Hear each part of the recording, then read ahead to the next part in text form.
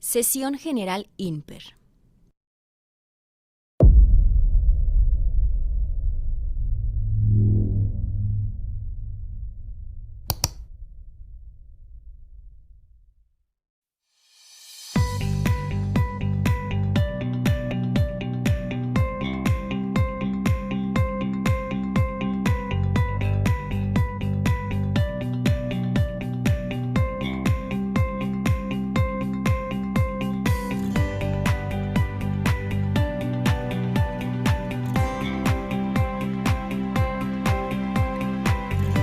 Bienvenidos. Comenzamos.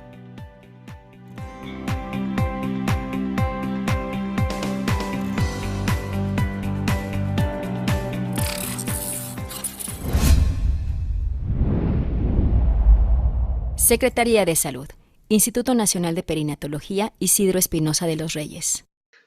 Buenas tardes a todos.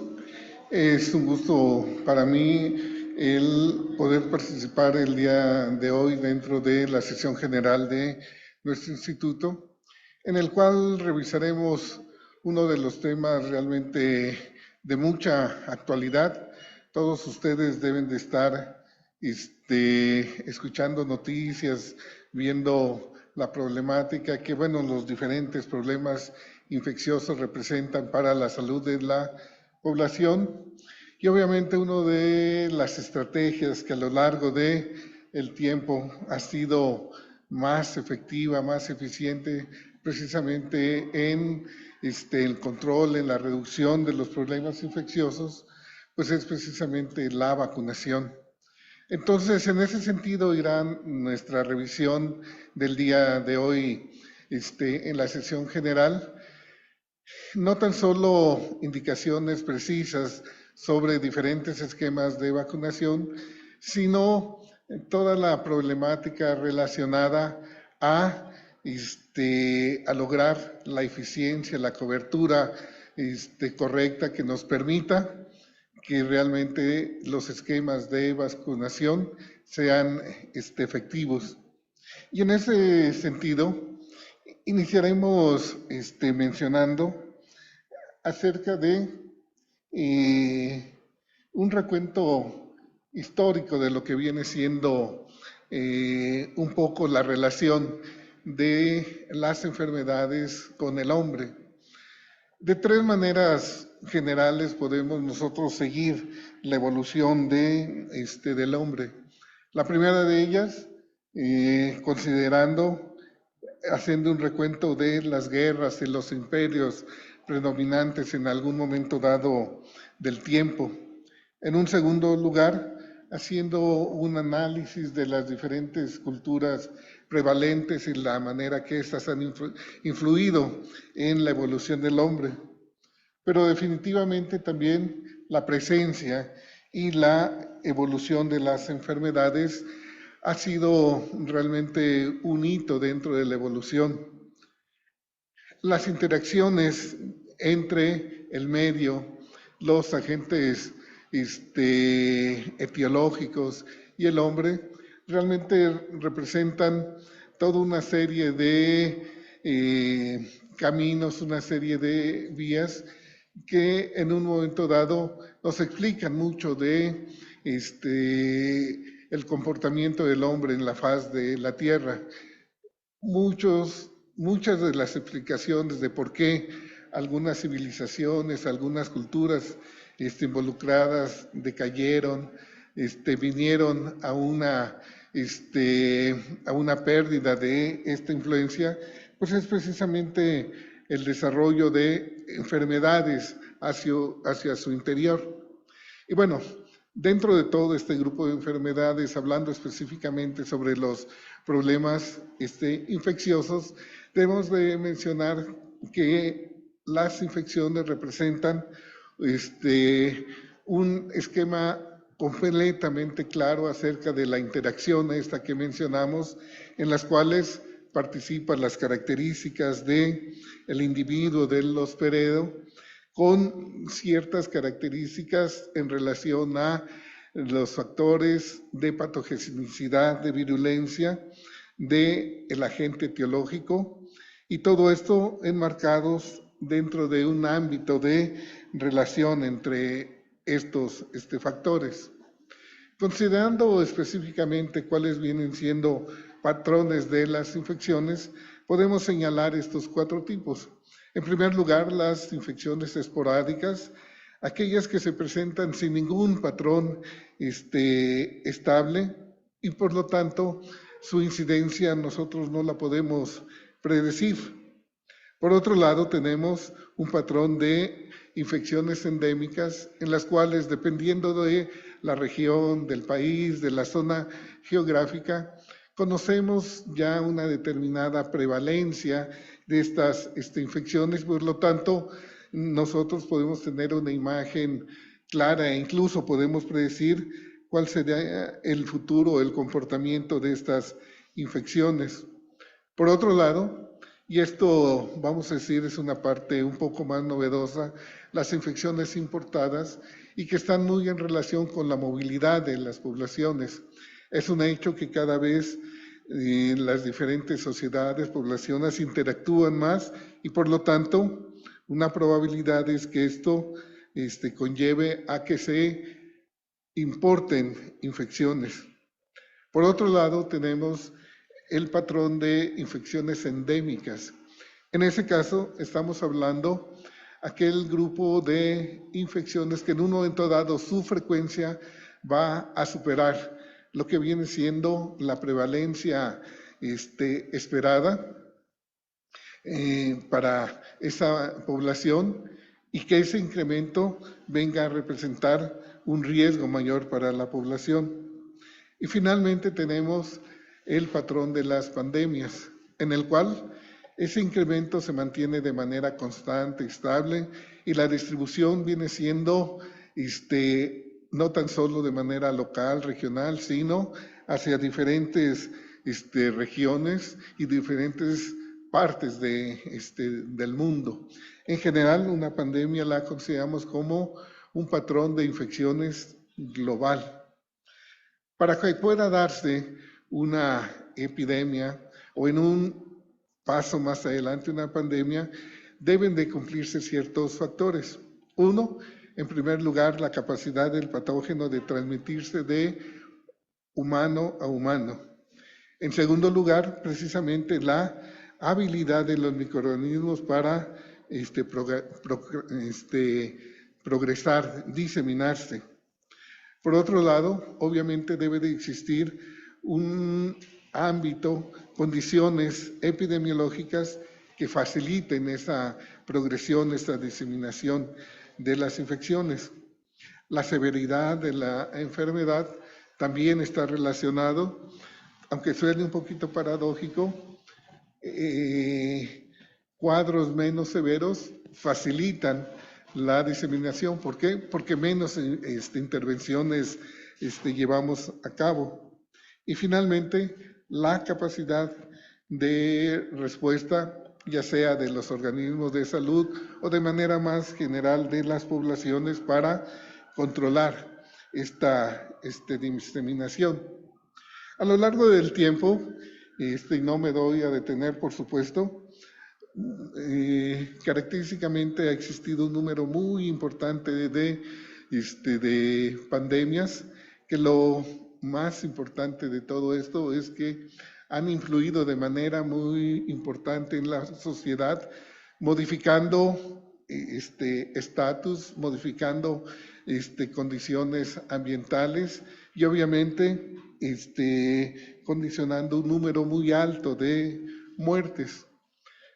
Hablando un poco más específico hacia eventos actuales, posiblemente 2 de las pandemias que son tan diseminadas, son tan amplias que ya ni siquiera solemos recordarlas, es que en el momento actual nosotros seguimos viviendo la pandemia de la infección por el virus de inmunodeficiencia adquirida, que tiene hasta el momento actual poco más de 40 años de evolución. Y por otro lado, el grupo de infecciones de transmisión sexual también representa una pandemia. Y bueno, aquí sí quisiera hacer énfasis en que dentro de este grupo de infecciones de transmisión sexual, la reemergencia de la sífilis como un problema de salud y que incluso en este momento cosas que no esperábamos observar como sífilis congénita estamos observando.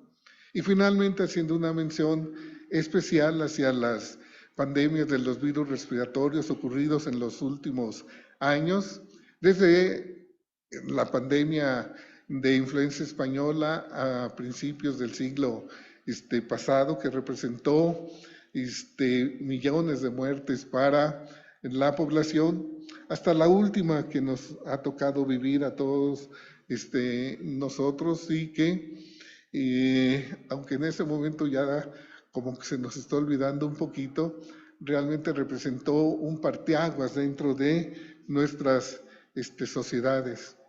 Específicamente en lo que representa la casuística de problemas de epidemia y pandemia en México en los últimos 50 años, tenemos que mencionar evidentemente la epidemia de sarampión ocurrida a finales de la década de los 80, que se asoció, no hubo una asociación causal, simplemente una asociación temporal en relación a la epidemia de cólera, que también ocurrió a principios de la década de los años 90, el dengue, que el dengue llegó para quedarse y que ha tenido diferentes picos epidémicos. Actualmente seguimos en un nuevo brote de dengue. Obviamente uno de los más significativos fue la epidemia de influenza H1N1 a finales de la década de 2009, 2010. Algo particularmente importante para nosotros dentro del ámbito reproductivo, la pandemia de Zika de mediados de la década pasada, en la cual un número importante de productos se vieron afectados, sobre todo con el desarrollo de problemas de macrocefalia, y finalmente la pandemia de COVID, que obviamente a todos nosotros nos tocó vivir y que, vamos a decir, sabemos la severidad de lo que representan esas epidemias. Y bueno, aquí lo importante, aunque la diapositiva está un poquito cargada, es que dentro del control de todo este grupo de problemas infecciosos, una de las partes más importantes es precisamente lo que corresponde a la prevención. Y en el grupo específico de los problemas infecciosos tenemos que hablar de la protección específica. Y en esa protección específica nos estamos refiriendo hacia las inmunizaciones. Como en un principio les mencionaba, a lo largo de la historia no ha habido una estrategia más eficiente que haya mejorado el pronóstico de los problemas de alguna enfermedad, en este caso los problemas infecciosos. Y en esta diapositiva yo les muestro toda la serie de infecciones, ya sea virales, bacterianas, parasitarias, que en un momento dado contamos con la posibilidad de prevenirla en relación a contar con una vacuna contra estas contra alguno de estos microorganismos. Continuaremos nuestra sesión con la presentación de la doctora Gema Chícharo, quien nos va a hablar algunos aspectos sobre la problemática de estas inmunizaciones, principalmente en la población infantil. Buenas tardes, muchas gracias, doctor Figueroa, por la presentación. Pues a mí me va a tocar un poquito platicarles de la problemática actual que tenemos con los esquemas de vacunación. De manera general, se identifican estos 3 puntos importantes. ¿Por qué no se llevan a cabo o por qué no se están cumpliendo adecuadamente los programas de inmunización? Bueno, el primer punto habla de la desinformación y la divulgación de datos erróneos, es decir, Muchas veces, aunque en el mundo actual se comparta mucha información a través de redes sociales, nosotros ya hemos escuchado la creación de los grupos antivacunas, no solo en este país, también en otros países como Europa, Estados Unidos.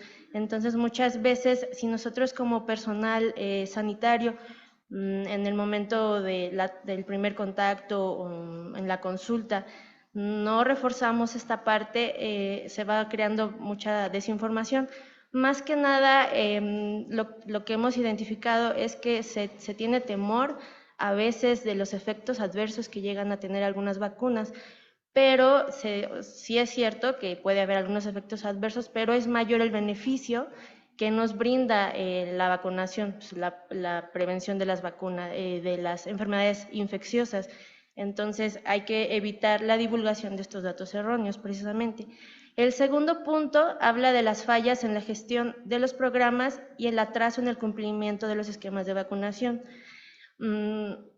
Ya ahora con la pandemia reciente que sufrimos con COVID-19, por ejemplo, pues estar en un estado de confinamiento, pues nos agudizó este atraso en el cumplimiento.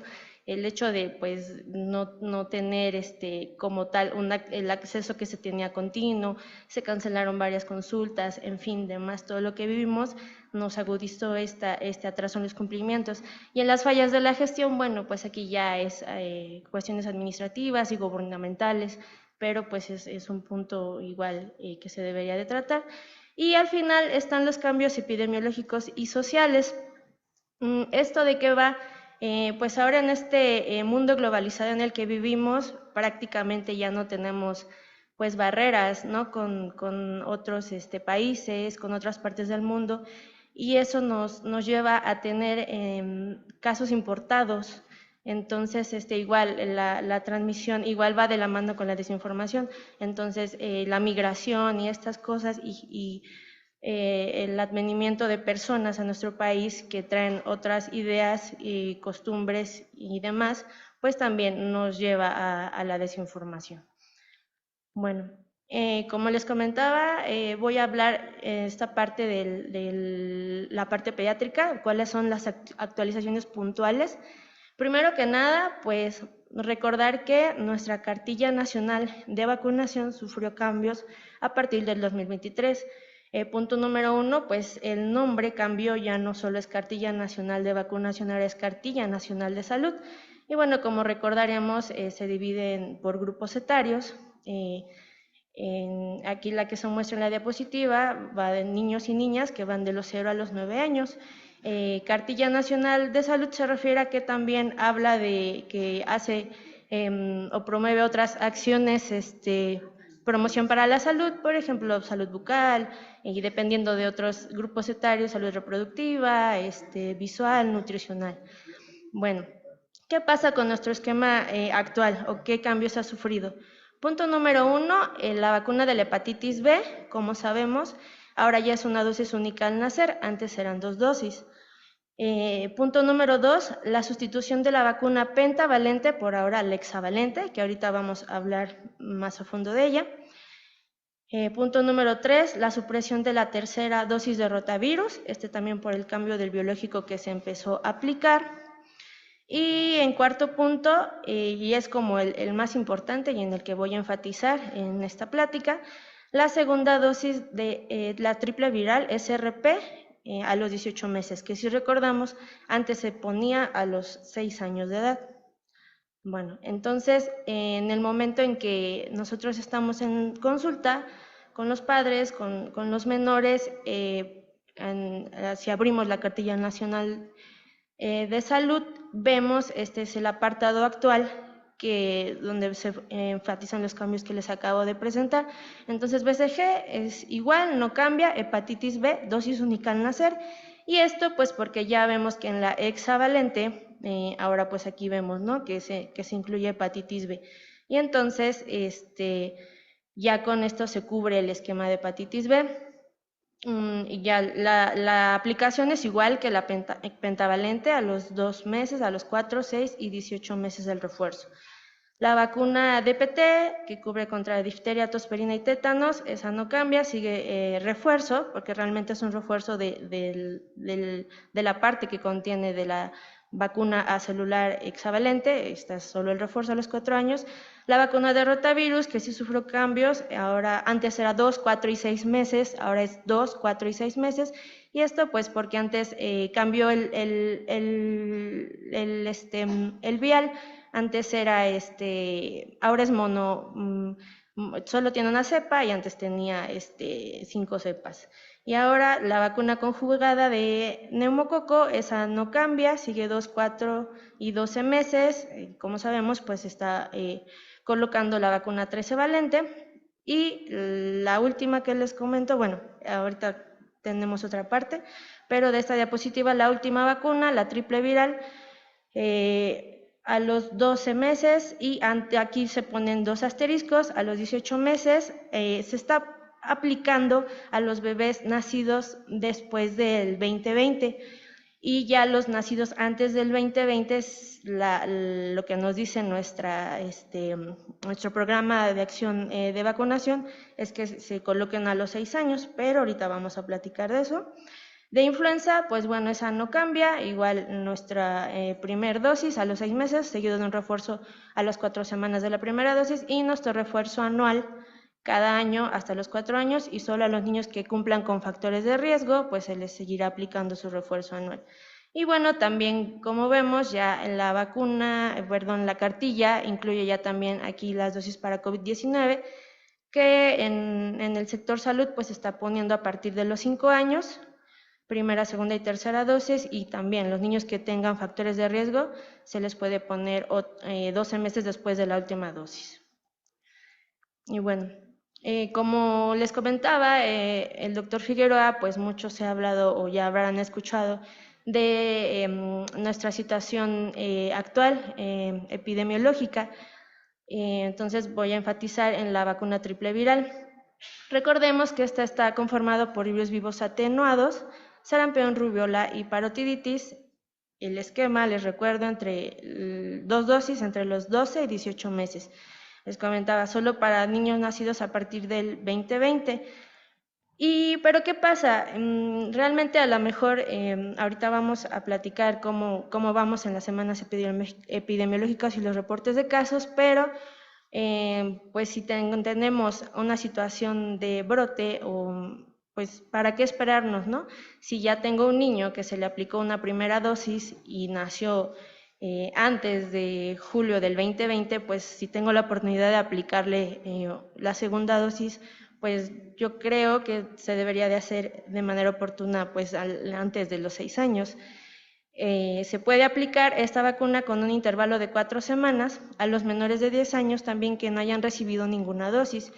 Y algunas dudas a veces que pasan en la consulta con los lactantes menores que van de 6 a 11 meses es que si van a viajar, por ejemplo, o si tuvieron algún contacto con algún caso sospechoso con sarampión, se les puede poner, pero se llama como dosis cero, y solo específicamente si tuvieron un contacto o van a viajar a una parte que ahorita se reporte como endémica de sarampión, pero de cualquier otra forma no está indicada en menores de 12 meses. Y bueno, en esta gráfica vemos cómo se ha comportado los casos de sarampión en Estados Unidos. Si bien no es de nuestro país, pues es uno de los países más pues aledaños a nosotros y pues donde también han tenido epidemias. Entonces, pues ya les platicaba también, en la parte de historia vimos como en los años de 1900 hubo muchos casos, sobre todo ya como más en nuestra época, en los años 90, en la década de los 90, y pues vemos repuntes, ¿no? A partir del como el 2019, 2020, esta parte de aquí. Y en nuestro país, esta gráfica nos muestra los reportes de enfermedad febril exantemática, que son los que están puntualizados en color gris, las columnas de color gris, y pues ya como desde el 2018 los casos que se han reportado.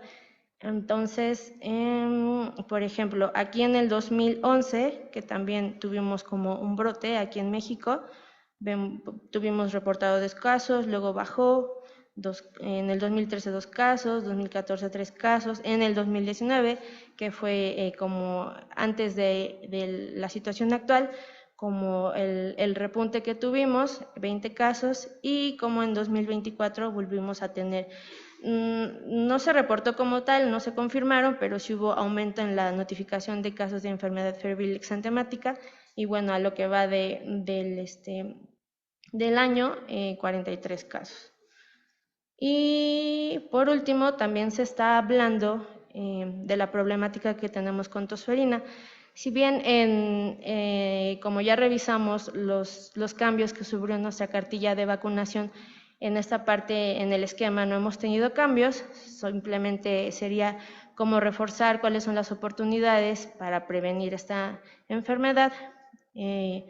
Pues vemos también cómo en el 2024, estos son los reportes de todos los síndromes coqueluchoides, y hasta el 2024 teníamos 1.949.000 casos. Estos no son como tal de tosferina, solo de síndrome coqueluchoide, pero pues vemos cómo sí hubo una alza de casos, que a lo que va la semana epidemiológica 10 del 2025, 1.374 casos.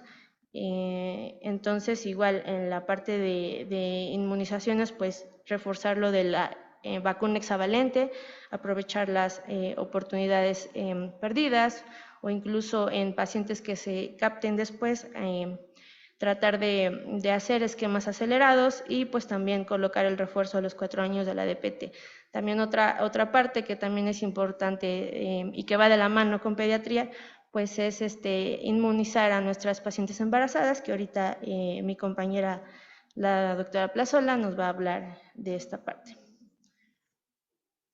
Ya por último, les quiero mostrar cómo está en la encuesta de Ensanud del año 2021, cómo hemos sufrido pues en algunas vacunas, no en todas, pero sí la cobertura ha bajado.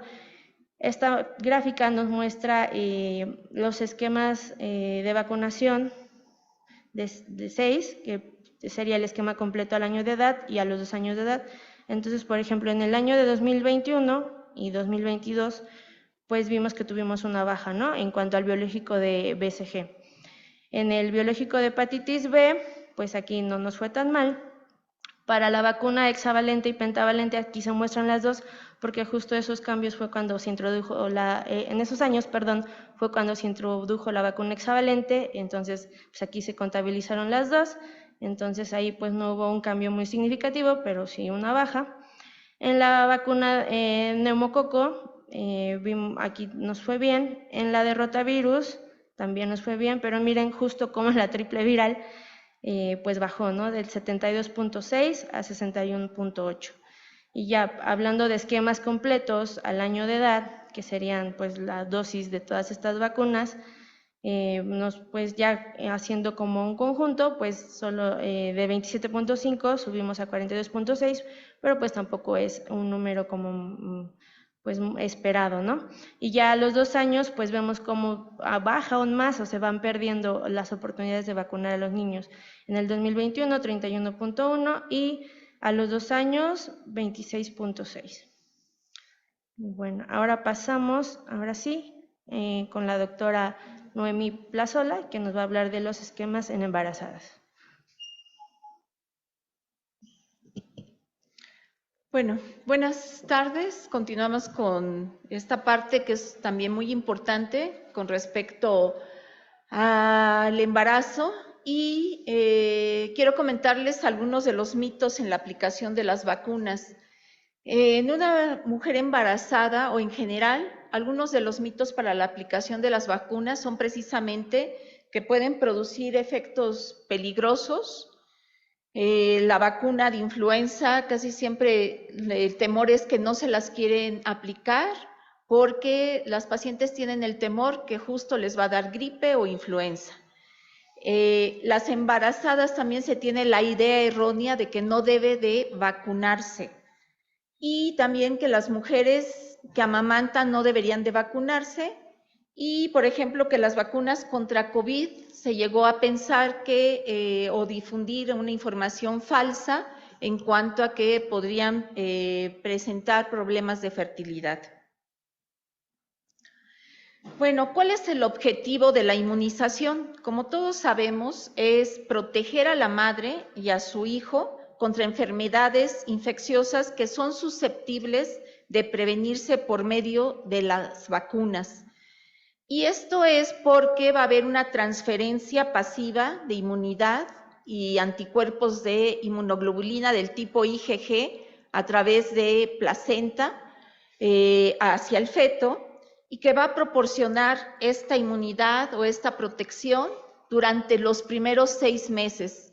Esto es importante que lo recordemos porque a la par debemos de empezar a vacunar a los bebés, como ya mencionamos, en los esquemas que generalmente empiezan algunos al nacimiento y otros justo a partir de los 2, 4, 6 meses, y ahí ya podemos ya tener la inmunidad en este momento ya hacia el recién nacido y al lactante posteriormente. Es muy importante que como personal de salud, y más estando en todas las unidades donde atendemos mujeres embarazadas, hagamos el siguiente revisión de nuestras pacientes. Nosotros al llegar una paciente al consultorio debemos de preguntar si está embarazada, acude para esta atención a control prenatal y debemos de revisar importantemente su cartilla de vacunación. Esta cartilla de vacunación debemos de verificar si está actualizada, si requiere algún tipo de vacuna, si esta está contraindicada para el embarazo, si podemos documentar las razones por las cuales la paciente no se puede vacunar. También debemos establecer programas de vacunación para después del parto, si no es así, y si requiere vacunación, si existe alguna contraindicación para vacunarse, si vamos a administrar el esquema de vacunación. Debemos de registrar las vacunas. Es importante que al tener esta cartilla de salud se registren. En ocasiones se puede llegar a pasar y es importante que se tenga documentado. Debemos de aplicar las vacunas de rutina y las que se requieren en casos especiales. Y pues bueno, esto nos estaría hablando de un control prenatal en una forma adecuada que no debemos de pasar de tomarlo en cuenta. Esta es la Cartilla Nacional de Salud, que también les mencionaba mi compañera, de mujeres de 20 a 59 años y que justo entramos en la edad reproductiva y dentro de todas las gamas de acciones que debemos de llevar a cabo en las pacientes es la salud bucal, dar manejo también para una alimentación adecuada, ya nos engloba en una forma más global el dar el seguimiento y las recomendaciones específicas. Entonces, tenemos el esquema recomendado para toda mujer embarazada, que es influenza trivalente inactivada, vacunas de COVID, tétanos difteria o tétanos difteria pertussis acelular. Y debemos de recordar que también va a haber riesgo teórico para el feto cuando la madre recibe alguna vacuna de virus vivos. Esto es sarampión, rubiola parotiditis o rubiola. Es importante que que las pacientes, bueno, estas vacunas se deben de ofrecer a las pacientes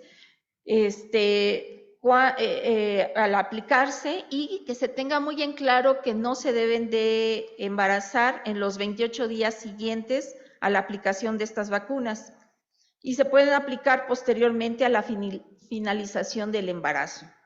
También aquí cabe recalcar que en las pacientes que anecdóticamente o que inadvertidamente se han aplicado este tipo de vacunas, no se ha encontrado un riesgo mayor al 0.3% del resto de la población. Por eso también es importante que si ya se aplicó, no hay una recomendación para la interrupción del embarazo. Esto también nos debe de quedar sumamente claro. Y bueno, para influenza, las embarazadas y en el posparto tienen un mayor riesgo de padecer, sobre todo enfermedad grave y complicaciones por la misma influenza en las mujeres no embarazadas. Esto es porque hay un cambio en el sistema inmune per se. El corazón también tiene que tener un mayor incremento vascular. Los pulmones se ven restringidos conforme va incrementando el embarazo y puede aumentar también el número de abortos espontáneos. Recordaremos que la aplicación es anual antes de la temporada de influenza, preferentemente para alcanzar títulos óptimos de anticuerpos, 0.5 mililitros vía intradérmica o intramuscular en región deltoidea, y aquí es importante que se debe administrar en cualquier etapa del embarazo. Se debe aplicar aunque se hubiera tenido la enfermedad en años previos.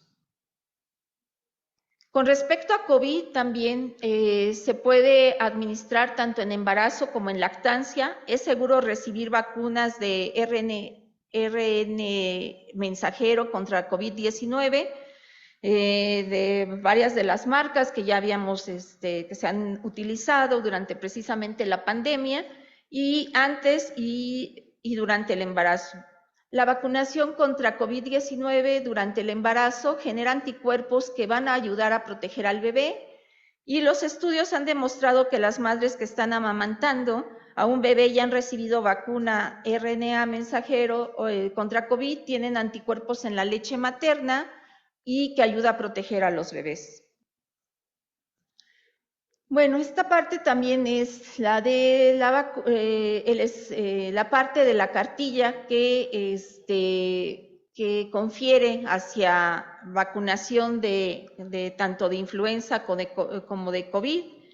Y pues bueno, mencionamos que en cualquier momento del embarazo se puede aplicar. También, por ejemplo, COVID en personas con factores de riesgo, realizar un refuerzo y 12 meses después de la última dosis o en el embarazo preferentemente a partir del segundo trimestre. Okay.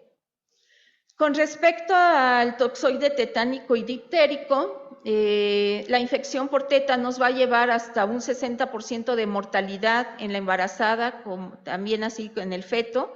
Debemos de maximizar la respuesta de anticuerpos maternos y la transferencia pasiva de anticuerpos al lactante. En el segundo y tercer trimestre se debe aplicar entre la semana 27 a la 36 y se recomienda durante cada embarazo. El esquema sin antecedente de vacunación, la primera dosis, luego va a ser la segunda dosis de toxoide diftérico con un intervalo de 4 semanas, la tercera dosis entre 6 y 12 meses después, y una dosis de TDPA celular debe sustituir la aplicación de toxoide diftérico posterior a la semana 20. La cuarta dosis debe de ser al año de la tercera y la quinta dosis al año de la cuarta. Bueno, con respecto a TDPA, toxoide tetánico, toxoide diftérico y la fracción acelular de pertusis, debemos aplicar después de la semana 20 de gestación, preferentemente al final del segundo trimestre o en el tercer trimestre. Esto es muy importante y les menciono nuevamente. Se tiene que, en las consultas del control prenatal, a todos nuestros compañeros obstetras, no se les debe de pasar, estar al pendiente y el envío de las pacientes para su administración. El esquema con antecedente de vacunación con toxoide tetánico y difterico, no importando el tiempo transcurrido desde que recibió toxoide difterico, y el esquema sin antecedente de vacunación con toxoide difterico a una dosis de toxoide difterico debe de ser sustituida después por una dosis de TDPA, de acelular, después de la semana 20. Manejo de heridas, aplicar dosis si han pasado 5 años desde el último refuerzo y bueno, es 0.5 mililitros vía intramuscular en región deltoidea. Y bueno, esta es la parte donde específicamente también se lleva el seguimiento de acuerdo a lo que ahorita ya les mencioné, de acuerdo a estos intervalos y de acuerdo a que debemos de programar, enviar a las unidades también de epidemiología para que se apliquen las vacunas en una forma correcta, no perder la oportunidad de que nuestras compañeras enfermeras en epidemiología con lápiz les anotan las vacunas para que también estén en una forma adecuada llevando el seguimiento. Cuando se aplican, pues ya se pasan a tinta y se sellan.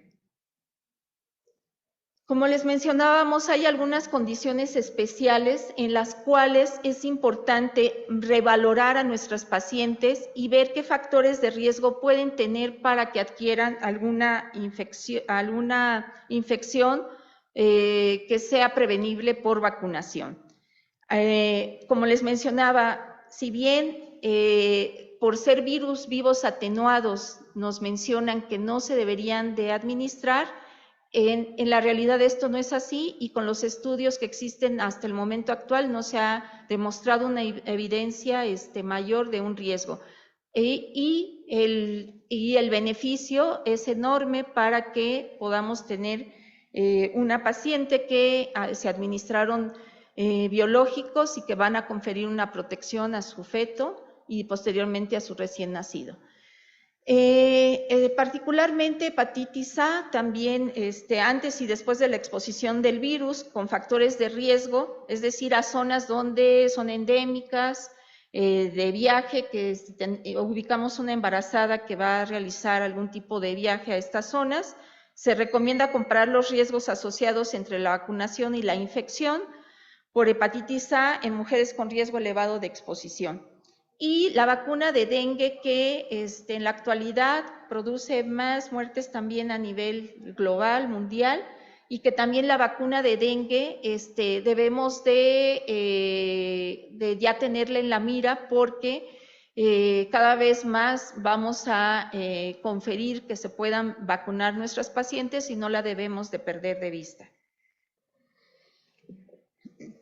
Pues en sí, ya para concluir nuestra revisión que hemos hecho sobre la diferente problemática que representa los esquemas de inmunización, remarcar pues la importancia de su aplicación. Hemos mencionado que existe un número muy grande de microorganismos y por lo tanto enfermedades infecciosas potencialmente prevenibles por la vacunación, pero quizá el punto más importante para hablar específicamente de esta utilidad de la vacuna es que nosotros realmente alcancemos coberturas adecuadas de vacunación en la población. Quizá uno de los problemas actuales que estamos viviendo es precisamente esta reducción en la cobertura. Y la cobertura pues dependerá de diferentes factores, como viene siendo la existencia, la disponibilidad de esta vacuna, la accesibilidad a la misma, evidentemente la eficacia de estas vacunas, la especificidad de las mismas y algo muy importante, la aceptación por parte de la población, el de aplicarse ellos la vacuna o en el caso de los niños que sus padres acepten la vacunación de sus hijos. En sí, 3 campos grandes podemos señalar en relación a los problemas de la implementación de los programas. En primer lugar, bueno, la necesidad y la mejoría del desarrollo de vacunas en relación a mayor investigación, mayor infraestructura y obviamente un mayor presupuesto para el desarrollo de las vacunas. Igual, la logística desde el punto de vista operativo para la adquisición, distribución, almacenamiento y aplicación de la vacuna. Y finalmente, la aceptación por parte de la población, que todo esto al final de cuentas repercutirá en la potencial cobertura de la vacuna. Si bien claramente está descrito la eficacia de las vacunas en el sentido de prevención de las enfermedades, disminución de la severidad de las mismas, reducción de las hospitalizaciones, prevención de complicaciones y un punto muy importante, evitar la muerte, podemos señalar que el impacto de las vacunas no es tan solo en ese sentido, sino que podemos hablar de manera más general el impacto de las vacunas sobre la salud humana. En este sentido, podemos señalar que el efecto benéfico de la vacunación viene siendo más amplio de solamente reducir las tasas de contagio y potencialmente, bueno, esto es importante, las tasas de muerte.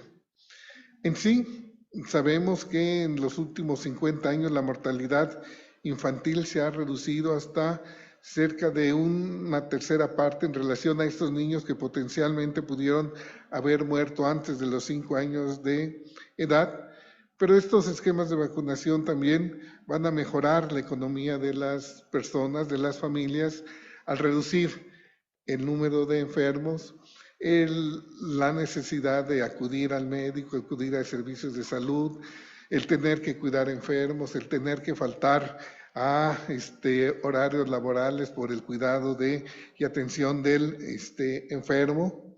Por otro lado, una parte importante, reduce también el consumo de antibióticos y a través de utilizarse menos antibióticos, reducir un problema que actualmente está en incremento, que es la resistencia por parte de los microorganismos a estos agentes. Y finalmente, evitar potencialmente el desarrollo de nuevas pandemias. Nuevamente, esta es una diapositiva un poco cargada, pero todo esto está en relación a todos los diferentes factores, tanto directos, indirectos o marginales, de la acción de las vacunas sobre mejoría de la salud global. Y esa diapositiva anterior, un poquito complicada, yo la resumiría en esta figura, en relación a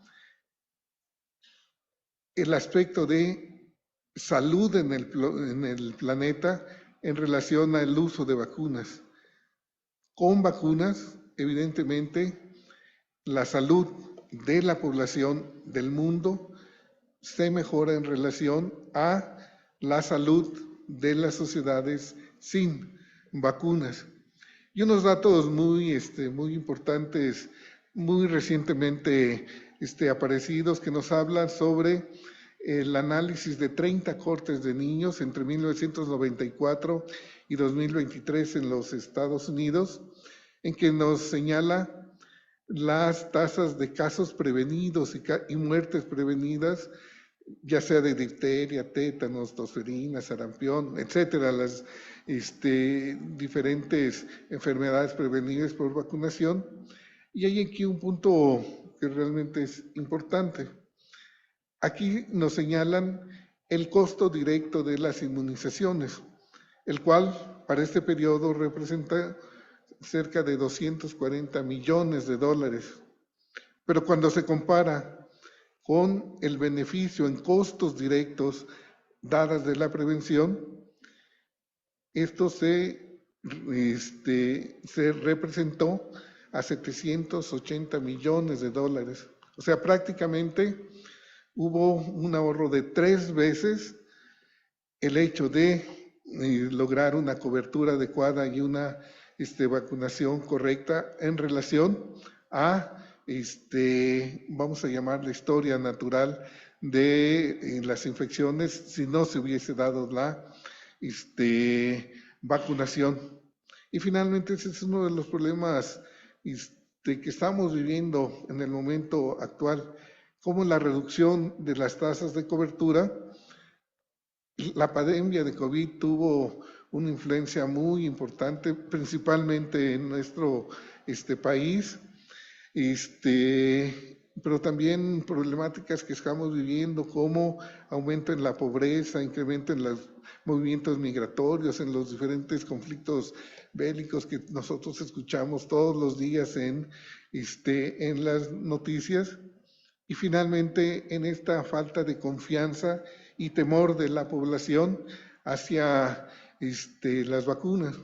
Una cuestión que parecería increíble, que no pudiese uno imaginarlo, considerar que ahorita el responsable de salud en los Estados Unidos, Robert Kennedy Jr., es un individuo antivacunas. Imposible pensarlo, pero bueno, esa es la realidad que nosotros estamos viviendo. Y bueno, únicamente reforzar los datos que nos señaló la doctora Gema en relación a dos problemas puntuales que estamos viviendo en nuestro país: el incremento en el número de casos de tos ferina y en el número de casos de sarampión. Por lo tanto, en este momento es prioritario el reforzamiento de los esquemas de vacunación, no tan solo en niños, también en adultos, en relación a mejorar la cobertura contra tosferina y sarampión. Bueno, con esto estaríamos finalizando nuestra presentación, y en primer lugar, no sé si para las personas que por vía remota hayan estado presentes tuviesen alguna pregunta, alguna observación, o adelante. Sí. Perdón, ahí llevan el micrófono para que se escuche bien. Doctor, me da la inquietud de saber cuáles son las coberturas internas de aquí del Instituto de Perinatología, porque ya ve que nuestra población blanco son las embarazadas, los recién nacidos, o sea, sus coberturas antes de que salgan de aquí del instituto, si por lo menos están cubiertos de acuerdo a su etapa que están viviendo, ¿verdad? Porque, bueno, de acuerdo a la jurisdicción sanitaria, hubo un desabasto importante de estas vacunas, tanto para las embarazadas como los recién nacidos. Yo no sé cómo actualmente estamos en estas coberturas. Y otra cosa, doctor, bueno, soy enfermera en salud pública. Me llama la atención estos casos que usted acaba de mencionar de que los brotes de sarampión y entonces, ¿usted a qué se debe como experto en el área? ¿A qué se deben estos casos? Y perdón, son muchas preguntas las que me brotan. La otra, ya ve que también nos cubren a nosotros como trabajadores de salud. Y una de ellas era, aparte de la influenza que nos estaban aplicando, bueno, que nos aplicaban las del SARS-CoV-2. Ahora ya no, este año ya no. Ahora la opción es, si quieres la vacuna y con la cepa actualizada, te tienes que ir a nivel particular a pagarla. Entonces, eso sí es muy preocupante, ¿no? Porque yo creo que eso ya es a nivel gubernamental, o no sé qué usted opina al respecto. Sí. Bueno, un problema específico de nuestra institución en relación a esto, a la cobertura tanto de nuestros pacientes como embarazadas, niños e incluso personal de salud, es que de estas vacunas nosotros realmente dependemos de la jurisdicción sanitaria, el aporte que la jurisdicción sanitaria nos hace a la institución de estas vacunas. Y un problema, pues tú lo has señalado y tú lo viviste cuando estuviste allí en el departamento de epidemiología,